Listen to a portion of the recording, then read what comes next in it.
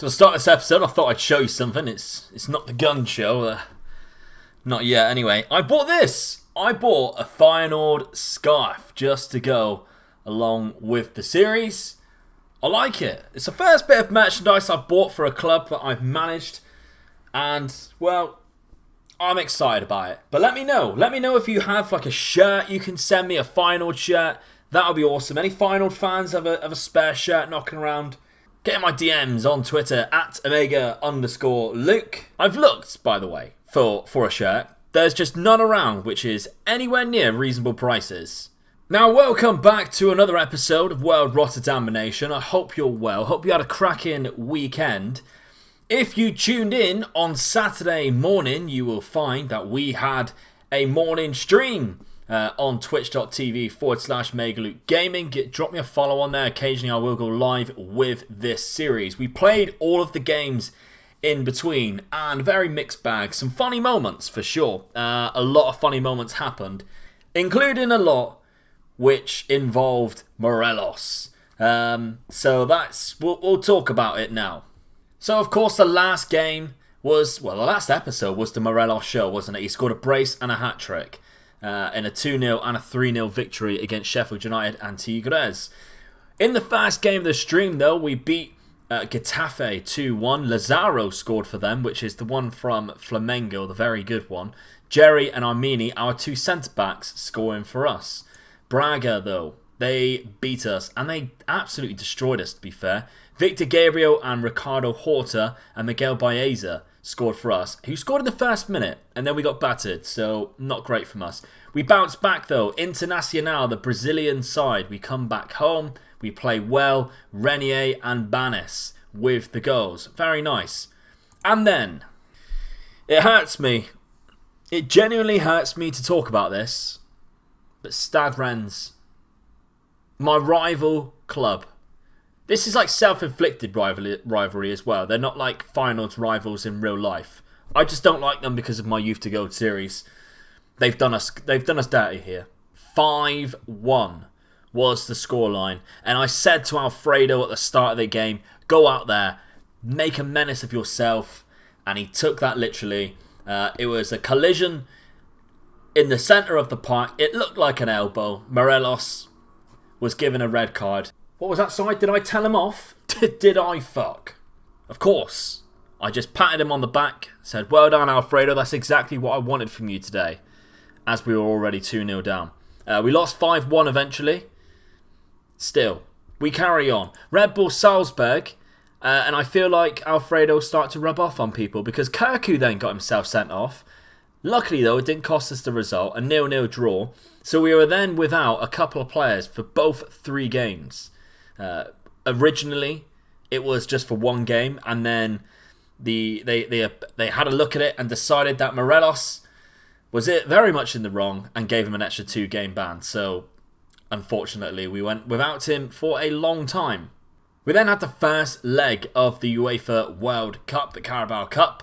We lost it 1-0 at home, but thankfully we won in a golden goal situation, and it was so exciting to watch. All the players ran onto the pitch. Even in 2D, it looked great. Nicolo Manganiantini, who is the Italian centre midfielder we have brought in.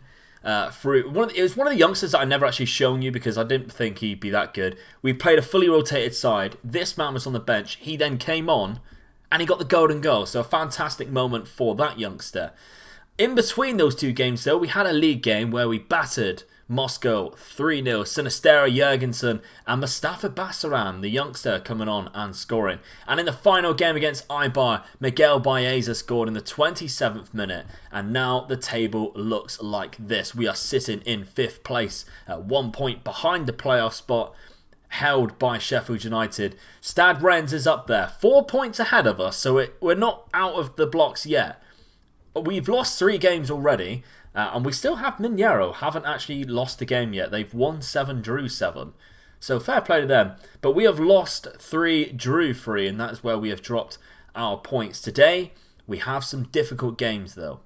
Yeah, you've probably seen it already. Osasuna is the last game in 10th place, but straight up now, we have the Augsburg game. Augsburg?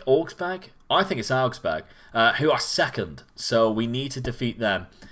We've been on a slightly weird run, so I don't quite know how we're going to take this game, and whether I want to make many changes. So this is the side we are going to go with today. Van Bournemouth in nets. Karsdorp on the right. Armini and Jerry, the two centre-backs, with Malacia at left-back. We have Lokonga, deep line playmaker role. Tornstra, Burgess, Baeza in midfield. Renier in the cam role. And Morelos up top as the pressing forward. So, I'm hoping for a good performance. This is probably our strongest side. Our bench is quite solid as well. Uatara, Jurgensen, Sinistera, all there, all can make a difference when they come on the pitch. Let's do this for the fans. We are at home. I'm hoping that has a big advantage in this Super League. So far it has. I've been eyeing up their right back as well, Simon Astor, potentially for next season, because we're gonna need two fullbacks, a left back and a right back as the main priority, I think. For some reason we are playing in the white though, but that's fine. Karsdorp plays it in. Burgess has put it in. And that is just intelligent play there. Steven Burgess. For some reason, Augsburg decided that they're going to try and play the offside trap from a throw-in. And Burgess has done very nicely there. What he's done there, as it dropped down, caressed it past the goalkeeper. That's lovely. Another throw-in then. Another long throw-in. Malacia this time. There's Jerry. Baeza. And Steven Burgess has benefited from two throw-ins in 12 minutes. That is absolutely outstanding. Miguel Baeza with the assist. This is fantastic stuff, boys. I'm liking this. Jerry and Baeza, lovely work, and it's a weird cross slash like just random hit to the back post, and Steven Burgess has put it in. We have another throw in. If this goes in again, then I don't know what to say. Baeza, Malacia plays in it around. There's Lokonga. Jerry back to Lokonga, spreads it out to Karsdorp. Burgess is in. No way he's getting the hat-trick. Baeza, oh, he's hit the bar. Burgess has put it in. It is a hat-trick. I don't believe my eyes. Am I seeing the things that I'm actually seeing? Steven Burgess with a hat-trick in 16, 17 minutes.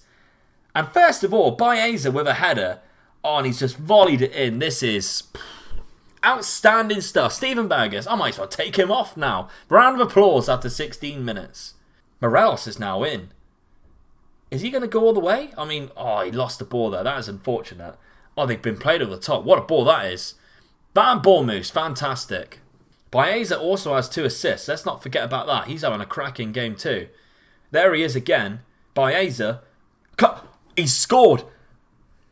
Do I have an earpiece? Can they hear what I'm saying? Does FM do this to you? Because it feels like it does it to me. I just mention him as the highlight starts and then he goes and scores. I know this happens quite often. Wow. Okay. Fair enough. We're 4-0 up and they are second. I'm going to take a chill pill. Maybe I should start wearing vests more often. Maybe I'm intimidating them. As a manager here, wearing a vest. Morelos. It's another throw-in. I don't know. That's it. I'm done. Steven Burgess has 4 goals. It's only a half an hour gone. They sit second, by the way. That's another throw-in. I'll see you later, guys. Cheerio. Imagine if I just stepped up and left. That would be weird. I mean, you'd never see the video because no one would be here to continue at half-time. No one would be here to edit. I mean, it's a silly thing that I've done, really. Just for comedic effect, I suppose. But me talking to you about it now just... It's like fourth wall breaking, really, isn't it? It's just ruined the whole gag, I suppose. Vakula now has the ball on the left-hand side. Leuven. Not going to try and pronounce that. There's Simon Astor, the right back I'm looking at. I mean, he's conceded 5 in the first half. Maybe I shouldn't. Baeza's caused him so much trouble. I don't think I need to look at him anymore. That's the best scout report I could have had. Richer. He hit the outside of the post. And I'm not being funny. No one was ever even worried. It's half time and I'm actually annoyed that it's only 5. That's how good we have been playing. Do you remember at the end of last season when I said Steven Burgess is one of those players who does it all in one game and you think, my God, he's good, but it's because he does it all in one game then he goes missing for like 3 or 4 games? Here is a prime example, and it's not just FM. It must have bad consistency because a couple of you have actually wrote in the comments of that video when I was talking about that, who are actually final season ticket holders and said it's exactly the same thing. every season that he has been there is a case of very inconsistent. One game he is the best player in the league, and then for the next 3 games, you forget that he's on the pitch. Well, a triple substitution then. Banis, Iwatara and Jurgensen coming off for the front three of Morelos, Renier and Baeza on the left. Don't know whether they're going to make much impact. This game is dead and buried. It's the Mortal Kombat effect again, with the fatality at the end. The finish him at the end where you just never actually end up doing anything. And Jensen, I mean, Karsdorp's done very well to get back there. There's Steven Bergis, player of the match so far, easily. No one's going to take that off him, I guess. Jurgensen, why he didn't shoot, only Jurgensen will know. But he's fighting for a place here because we've dropped him. That's not going to help his case. I mean, I've also noticed that other teams at the top there have dropped points. So what a performance that is. Against second in the league. They still sit second, Augsburg, but the deficit between us and them there has been crushed. Now to just 1 point. Sheffield United, did they get a late goal? I think they got a late goal. That's 92nd minute. Yeah, of course they did. They keep doing that to me. That's really annoying. Rennes also lost as well. So now the tail of the tape at the top there. Just 1 point separates 4th to 1st. And Atletico Mineiro drop out there because they lost their game. So it's very tight at the top. This is exciting. They lost 4-1 to Braga, who are right underneath them now on the same points. This league is something else. Well, I bring you back the day before the game against Osasuna, and I don't know what's happened. So Jurgensen pulled hamstring 2 to 4 weeks. Morelos, sports hernia, 4 to 5 weeks. Not only that, right? Not only that, just before this, a couple of days before this, our 2 young strikers, Ferry Sturras, out for 2 to 3 weeks. Bassaran out to 1 to 3 days, so he might be available. But what are the odds of that? 4 strikers all getting injured. Well, luckily, we have more youngsters to come in, including Antonio, Patreon member Antonio, who looks like he could potentially get a start here. I think himself and Banis is the only 2 really fit strikers that we've got. But that is not what you want to see. By the way, I thought I'd put the scarf on as we are away to Osasuna, and I thought, go in with the ultras, Luke. It is absolutely roasting here today as well, hence the basketball jersey. Let my arms free, and I bet you didn't see that coming, did you? But I thought, still go with the scarf. Well, okay, so we need 2 strikers then. We need 1 on the bench. Bassaran is still out. Now, thank God for that. Governo, Antonio, luckily, hasn't played a game in the last couple of days, which tends to happen quite often, so that you can't even play them. So Arsakan, no, he has actually played, so we're going to have to try and find someone else. But I mean, let's just put Bassaran on the bench instead of Arsakan. We have Banis, who can also play in the striker role, naturally as well. So he is another option for us. But I want to give this man a go, Antonio Governo. I think he's a better striker than Banis. Banis is better out on the wings. But Antonio, the Scottish one that we got from Rangers for dirt cheap, I want to give him a chance. And this is a perfect opportunity. He scores today, keeps his spot. I say he keeps his spot. We don't have a lot of other options. He keeps his spot outside of him and Banis because they're all out for like 2 to 3 weeks, which ideally we have 4 games in between that. Karsdorp. Tornstra's put it in. Jens Tornstra, the veteran from Feyenoord, has put it in. It's another long throw-in, and I know throw-ins are very overpowered in this year's game to the point where some YouTubers get grief for even having it as a tactic, which is very sad. But still, we have done it. We're 1-0 up again very early in this game. Lokonga gets it in. There's Governo. It's gone in, and it says it hit someone's hand. It's a penalty. Can we change? We can't change the penalty taker. Who's taking it? Tornstra's going to take it. Is he going to whack us in? He is. We're 2-0 up. Early doors. And again, we are dominating the game. 2-0 now. Jens Tornstra with the goal. Nice one. I thought Antonio scored at that point then. I was about to go mental. Throw my scarf away. Not away, but throw it up in the air. Catch it again, of course, after it cost me money. Now we got to defend. We got to do both sides. Finn Bogerson, that's unlucky. This win is actually made us... Oh no, Rennes has just scored. That's annoying. That is exactly why I hate Rennes. Bloody timing on that. Just so I was saying we went top, they go and fucking score. We have another corner though. It's not, it's another throw-in. I don't know which I prefer now. There's Jerry. Antonio has put it in. Yes. Good man. I was right to put my faith in the young Scottishman. Which is actually quite funny. He's 16. And the man who he sponsors him is also 16. Antonio Caverno. So it's very bizarre, viewers, how this is working out. But, I mean, so far, a fairy tale start to this man's career. We're 3-0 up. He's got one of the goals. That's good. Now we've got to defend from the kickoff as well. Finn Bogerson, what a save. He's brought out a fantastic save from Van Bournemouth. And it's saves like that which makes me very glad that I have signed him. We've seen a couple very good saves in the last episode from him, and we've seen some extortionately good saves. That's a strange word to put as a good word. Some incredible saves from him on stream. He's got to be called into action again, though. Finn Bogerson, and this time he doesn't need to because Tornstra, who's already scored 2 goals, was there to block it inside his own 6. If you're wondering, also viewers, why I left off the word yard box at the end of when I said inside his own 6, I've been watching way too much basketball recently, hence the jersey, hence the lingo. Half time then. Let's go to the dressing room. We're 3-0 up, and to be honest, it's breezy, isn't it? It's breezy. Other than a couple of Van Bournemouth saves and a Jurgensen block, we've done very well. Baeza, he's dangerous on this. Oh, Jerry's hit the bar. It's unlucky. Right, let's go for the triple change then.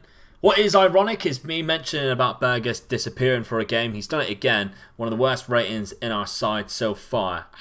Done absolutely nothing, but he is struggling. So Sinistera is going to come on. Banis is going to come on the left. And Uatara coming in instead of Renier, who's also had a quiet game, but a good one nonetheless. And now we have to defend once again, but I think we're up to the task. Let's do this. Nacho Vidal gets it in. Anderson, we're not up to the task. We're relying on other people missing. A long throw. These are dangerous, aren't they? Ironic. There's Tornstra, who's very tall. Jerry's going to pop it in the net. I think we're offside, though. I think Lukonga was offside. Sinistera was actually offside. That's annoying because I don't think he actually touched the ball. But still, it stays 3-0. It isn't going to cost us the game. We go on an away journey, and the 2,000 away fans, they're up in the rafters, giving it one like this. Go on, lads. Up the Feyenoord. Is that what they say? I don't know. Let me know. What is the chant for Feyenoord? Do they say it in English? Does it make sense in English? Because I'd like to chant it when we have big away days like that. Tell the boys they were excellent. They have very much performed in this episode, despite missing out on Morelos, despite missing out on last season's top scorer, Jurgensen. So this season and last season's top scorers missing, we still take a 3-0 victory. It's very good indeed. Well, what an episode we have had. I hope you've enjoyed it. I've certainly enjoyed it. I think this has been great fun. Indeed, we had a couple of youngsters scoring goals. We had 2 very good performances, and we're going to be back in the next couple of days' time for another episode. Probably going to be looking around the December time, so really in the thick of it, halfway through the season. And I hope you're going to return to see just how we do. Please drop a like on the video if you can. It really helps the channel. Subscribe if you haven't done so already. And of course, if you want to sponsor a player, the Patreon link is down below. And if you want to download the database, the Discord link is also down there to join and download the exact same database that I am using. My name is Omega Luke. I'll see you for the next one. Bye bye. Thank you very much for watching the video. If you enjoyed it, I have picked another one for you just down below. And if you want to support the channel anymore, then there is a Patreon there, which you can sponsor a player. Why not? Treat yourself.